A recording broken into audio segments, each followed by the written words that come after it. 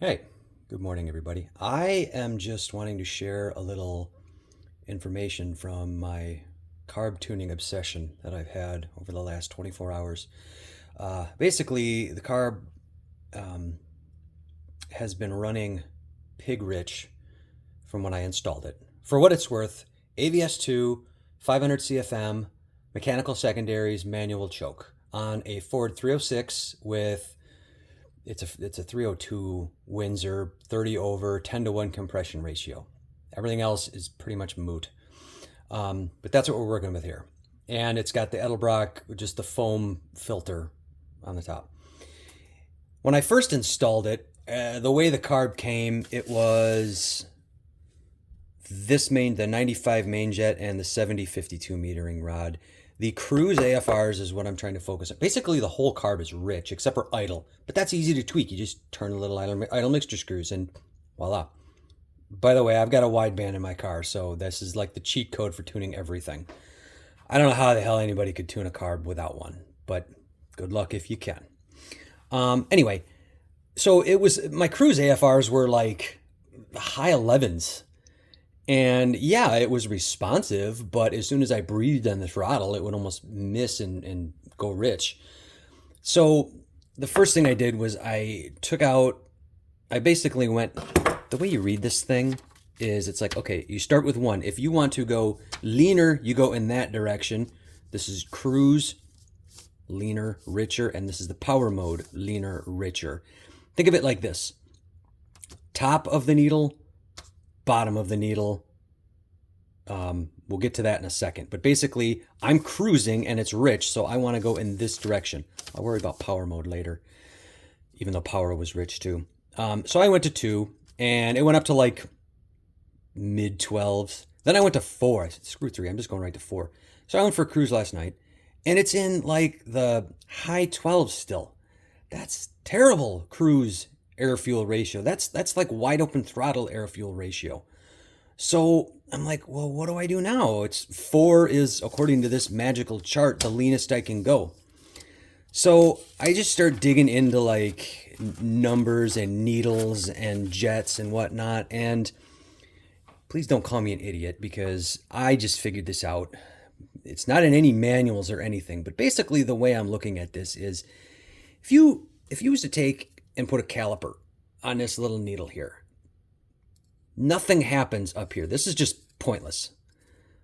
But the tip right here, it quickly necks down. I don't know if I can get focus.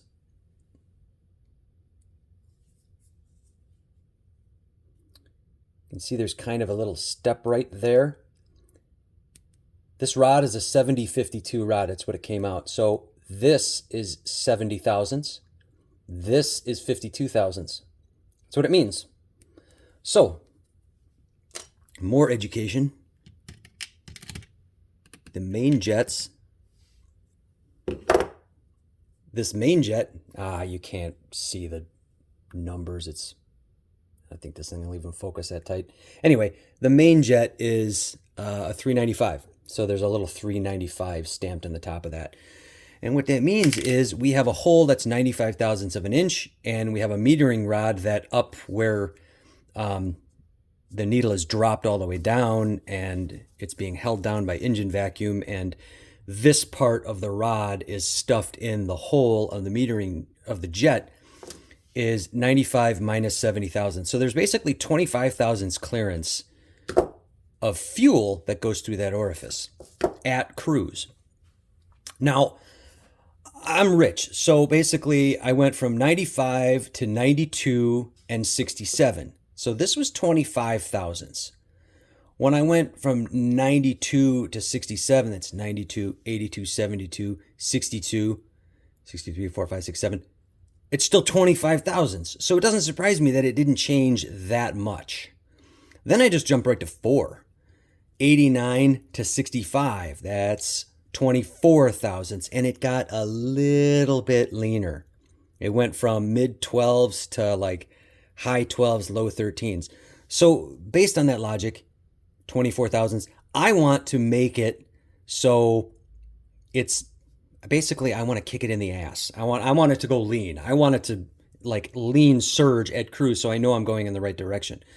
So if I got 24 thousandths here, how do I make it like 20 thousandths of clearance between the main jet and the metering rod? Well, the main jet I have installed right now is an 89.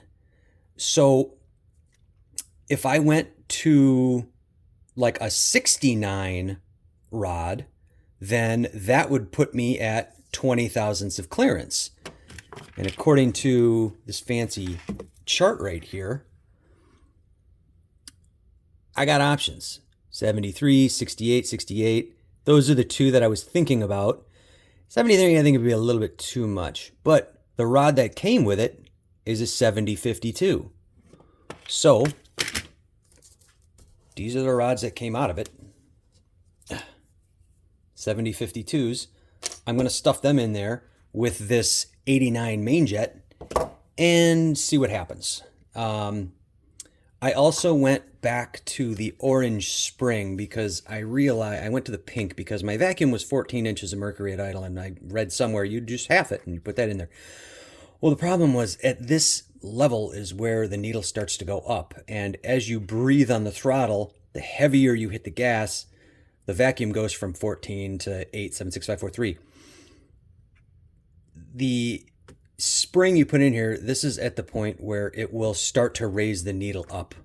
And I want it to hold down longer, to stay in that 20 thousandths clearance longer, to lean out the cruise. Even if I breathe on the throttle, the accelerator pump will give it gas. I don't need the needle to do anything. I don't need both of them to work at the same time. So I'm going back to the 5 inches of mercury orange spring and see if that makes much of a difference. So I will take it for a cruise and give my updates accordingly. Thanks.